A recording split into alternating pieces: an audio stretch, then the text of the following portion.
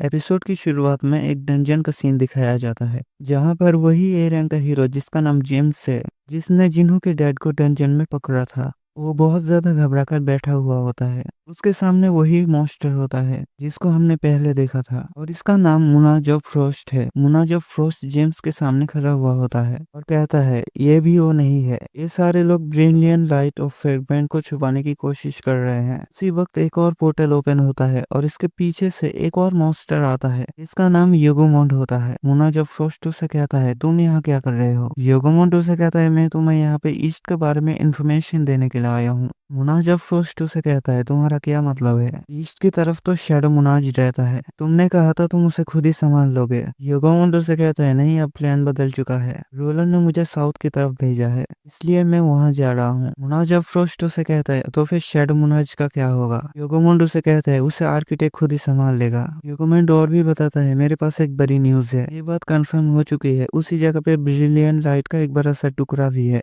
मुनाज frost सुनकर बहुत ज्यादा खुश हो जाता है, ये तो बहुत ज्यादा इंटरेस्टिंग है। योगोमोंड से कहता है अब तुम क्या करने वाले हो। मुनाज फ्रोस्ट से कहता है अगर वो टुकड़ा मुझे हासिल हो जाए तो मैं उसे जरूर हासिल करना चाहूंगा। लेकिन वो और भी कहता है एक और बुरी खबर है, हमें लगता है कि हम यहाँ पे एक ट्रैप में फंस चुके हैं। सामने की तरफ देखते हैं जो जिन्नू के फादर आते हैं। जब फ्रोस्ट से कहता है इस बंदे के पास ब्रिलियंट लाइट का कोई भी फ्रेगमेंट नहीं है, लेकिन ये यहाँ पे क्रिस कैसे छोड़ सकता है, जिसकी वजह से हमें यहाँ पर आना पड़ा। मुझे लगता है ये हमारे रास्ते में आने वाला है। जिन्हों के फादर उनसे कहते हैं ईस्ट की तरफ तुम जिन इलाके की बात कर रहे हो, क्या वो साउथ कोरिया है। मुनाज फ्रोस्ट उससे कहता है इस बात से तुम्हें क्या मतलब है। योगोमोंड उससे कहता है मुनाज फ्रोस्ट मुझे नहीं लगता तुम्हारे पास इतना ज्यादा टाइम है कि तुम इसके साथ खेलो। साथ ही योगोमोंड वहां से चला जाता है। मुनाज फ्रोस्ट उससे कहता है अगर तुम हमें रोक सकते हो तो रोक के दिखाओ। जिन्हों के फादर आगे बढ़ते हैं और अपना नाइफ निकल के उनके ऊपर अटैक करना शुरू कर देता है। उसी वक्त मुनाज फ्रोस्ट अपने मैजिक का इस्तेमाल करते हुए अपने सामने एक आइस का शील्ड बना लेता है। नेक्स्ट सीन रेड गेट का होता है। इसके अंदर जिन्हू फंसा हुआ होता है। जिन्हू सारे छोटे मॉन्स्टर्स को मार चुका होता है। बॉस तक पहुंच जाता है। बॉस उससे कहता है क्या तुमने मेरे सारे भाइयों को मारा है। बॉस जिन्हू से कहता है तुम तो बहुत ज्यादा इंप्रेसिव हो, पहले ही तुम यहाँ तक पहुंच गए। ना सिर्फ तुमने मेरे बहुत सारे भाइयों को मारा है बल्कि तुम्हें तो हमारी लैंग्वेज भी आती है। लेकिन जो भी हो यहाँ पे तुम्हारा अंत होता है, यहाँ से आगे तुम नहीं जा पाओगे। बॉस जिन्हू से कहता है मेरे बहुत सारे लोग तुम्हारे आसपास इंतजार कर रहे हैं। जल्दी से वो चिल्लाकर उनसे कहता है अब बाहर आ जाओ, इसे खत्म कर दो। लेकिन कोई भी निकल कर नहीं आता। बॉस भी ये देख के हैरान हो जाता है। जिन्हू उससे कहता है तुम्हें क्या लगता है कि मैं यहाँ पे अकेला आया हूँ। जिन्हू अपने शैडो सोल्जर से कहता है बाहर आ जाओ। तो जंगल में से जितने भी मॉन्स्टर्स हैं उन सबको मारते हुए बाहर आ जाते हैं, क्योंकि जंगल में छुप के बैठे हुए थे जिन्हू पे अटैक करने के लिए। इसी वक्त बीरू उनके साथी का एक कटा हुआ सर उसके तरफ फेंकता है। बॉस उसे हाथ में पकड़ लेता है, देखता है वो तो उसका अपना साथी का ही सर है। ये देख के बॉस बहुत ज्यादा गुस्सा हो जाता है। जिन्हू अपने शैडो सोल्जर से कहता है सबको मार डालो। बॉस के साथ जितने भी बंदे होते हैं वो सभी को मारने लगते हैं। बॉस अपना वेपन निकाल लेता है और जिन्हू को मारने के लिए आगे बढ़ जाता है। इसी वक्त बीरू आगे बढ़ता है और बॉस का एक हाथ काट देता है और नीचे की तरफ से इग्रिस आगे बढ़ता है और उसका एक टांग काट देता है। फिर टस्क अपने साइज को बड़ा कर लेता है और अपनी ग्रेविटी मैजिक के जरिए उसे नीचे दबा देता है। जिन्हू आगे बढ़ता है और उससे कहता है मेरे सवाल का जवाब दो,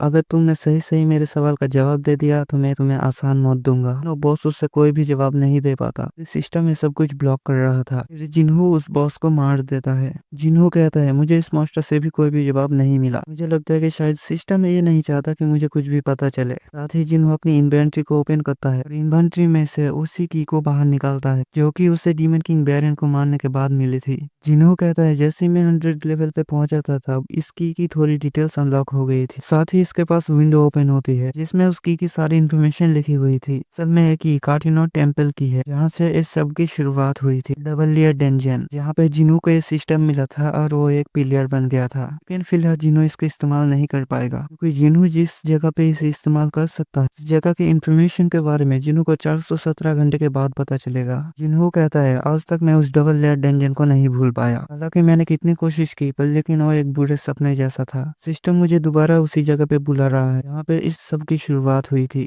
लेकिन अब बहुत कुछ बदल चुका है। वक्त में एक कमजोर सा लड़का हुआ करता था, लेकिन अब मैं पावरफुल हूँ। मुझे लगता है कि इसकी शुरुआत इसी तरह हुई थी। सब कुछ ऐसे ही प्लान था। अगर कार्टिनोन टेम्पल में जो कोई भी है वो मेरा इंतजार कर रहा है, तो उसे मेरा इंतजार करना चाहिए, क्योंकि मैं बहुत जल्दी वापस आने वाला हूँ। और यही पर उस बड़े स्टैचू को भी दिखाते हैं। नेक्स्ट सीन जिन्हू के गिल्ड के ऑफिस का होता है। जिन्हू कंप्यूटर के सामने बैठ के बहुत सारे एप्लीकेशन लिख रहा होता है उन लोगों के बारे में जो जिन्हू के बारे में सोशल मीडिया पे बुरे कमेंट्स करते थे। इसी वक्त जिन्हू भी ऑफिस में आ जाता है। जिन्हू उससे कहता है, लगता है तुम काफी ज्यादा मेहनत कर रहे हो। जिन्हू कहता है, तुम कब आए? तुम्हारे कपड़े को क्या हुआ? तुम्हारे हालात ऐसे क्यों है? जिन्हू के हाथ में एक बैग होता है जिसके अंदर बहुत सारे मैजिक यूज होते हैं। उसे जिन्हू को देते हुए कहता है, मैं अभी अभी एक डंजन के अंदर से आ रहा हूँ। तुमने कहा था हमें बहुत सारे पैसों की जरूरत है। मुझे लगता है इतने सारे मैजिक यूज को बेच कर हमारा काम हो जाएगा। जिन्हू ये देख के बहुत ज्यादा खुश हो जाता है। ये तो बहुत ही अच्छा हुआ। अब हमें अपने एम्प्लॉयज को सैलरी देने के बारे में सोचना नहीं पड़ेगा। एम्प्लॉय की बात सुनकर जिन्हू हैरान हो जाता है। वो जिन्हो से कहता है, क्या तुम्हें याद नहीं मैंने क्या कहा था? हमें एक और एम्प्लॉय की जरूरत है, वरना हम गिल्ड नहीं बना सकते। हाँ मुझे याद आ गया, तुमने बताया था। हमें तीसरा बंदा भी चाहिए। जिन्हो उससे कहता है, क्या बस इतना ही या और भी कुछ चाहिए? जिन्हो उससे कहता है, एक और मसला है, हमें हमारे गिल्ड का नाम भी सोचना होगा। जिन्हो उससे कहता है, मुझे भी लगा था बहुत ज्यादा मुश्किल होने वाला है। जिन्हो उससे कहता है, हाँ हमें जल्दी से हमारा गिल्ड का नाम सोचना होगा। क्यों ना हमारे गिल्ड को सांगू गिल्ड का नाम दे। हम दोनों के लास्ट नेम इसमें आते हैं। ये नाम कुछ अच्छा नहीं है, क्यों ना यू सांग रखे, लेकिन इसमें मेरा नाम पहले आ जाएगा और मेरा नाम तुमसे पहले नहीं आना चाहिए। फिर इसका नाम हम वो या फिर जिन का नाम भी दे सकते हैं। जिन्हू बीच में बोलता है, सोलो प्लेयर का नाम कैसा रहेगा? गिल्ड का नाम सुनते ही जिन्हू बहुत ज्यादा हैरान हो जाता है। जिन्हू उससे कहता है, ऐसे भी हम लोग अकेले ही शिकार करते हैं, सोलो प्लेयर नाम बिल्कुल ठीक रहेगा। जिन्हू को ये नाम बिल्कुल भी पसंद नहीं आता। वो उससे कहता है, मुझे लगता है कि ये शायद मजाक कर रहा है। अरे वाकई मजाक कर रहे थे, बहुत ही गंदा मजाक है। इसी वक्त उनको ऑफिस पे दरवाजे पे नॉक होती है। तो दोनों ही हैरान हो जाते हैं। वो जाके दरवाजा खोलता है। सामने से एक लड़की बोलती है, क्या जिन्हों के गिल्ड का ऑफिस है?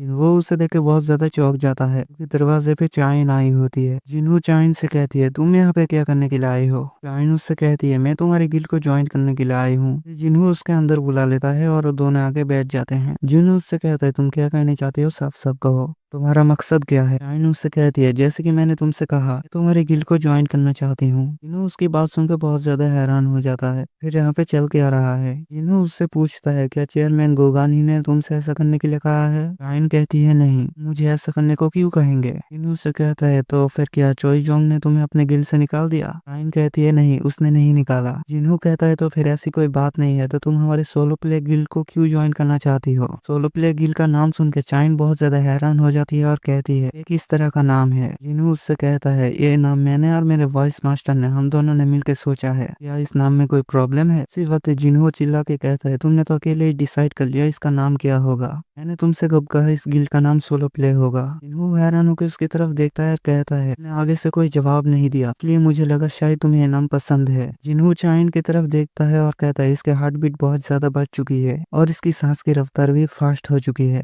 ये अपने आप को शांत रखने की कोशिश कर रही है, लेकिन इसके अंदर कुछ न कुछ तो चल रहा है। जिन्हों कहता है, आखिर हमारे गिल्ड को ज्वाइन क्यों करना चाहती है? जिन्हों चाइन से कहता है, तुम्हारे अवेकनिंग को अभी 2 साल भी नहीं हुए, तो हंटर्स गिल्ड के साथ एक कॉन्ट्रैक्ट में हो, अभी कंप्लीट नहीं हुआ। चाइन उससे कहती है, मुझे पता है मेरे कॉन्ट्रैक्ट खत्म होने से पहले मैं अगर गिल्ड को छोड़ती हूँ तो मुझे पेनल्टी के तौर पे बहुत सारे पैसे देने पड़ेंगे, लेकिन मैं वो देने को तैयार हूँ। जिन्हों हैरान हो जाता है, सोचता है ये तो अपनी पेनल्टी फीस भी देने के लिए तैयार है, फिर ये हमारी गिल्ड में इतनी ज्यादा इंटरेस्टिंग क्यों है? जिन्हों चाइन से कहता है, लेकिन हमारे गिल्ड बहुत ज्यादा न्यू है और हमारे पास इतने ज्यादा रिसोर्सेस नहीं है कि हम तुम्हें तुम्हारे रैंक के मुताबिक सैलरी दे सके। चाइन उससे कहती है, कोई बात नहीं, मैं काम कर लूंगी, मुझे कोई बोनस या फिर एक्स्ट्रा मनी भी नहीं चाहिए। जिन्हों उससे कहता है, आखिर हमारी गिल्ड में ऐसा क्या है जो तुम हर चीज छोड़ने के लिए तैयार हो? अभी तुम्हें कुछ भी हासिल नहीं होने वाला। चाइन सोचना शुरू कर देती है और बोलती है कि मैं अभी से कैसे एक्सप्लेन करूं। जब मैं इससे पहली बार मिली थी तब इसके पास से हंटर वाली कोई भी गंदी स्मेल नहीं आ रही थी, कि बहुत ही अच्छी स्मेल आ रही थी।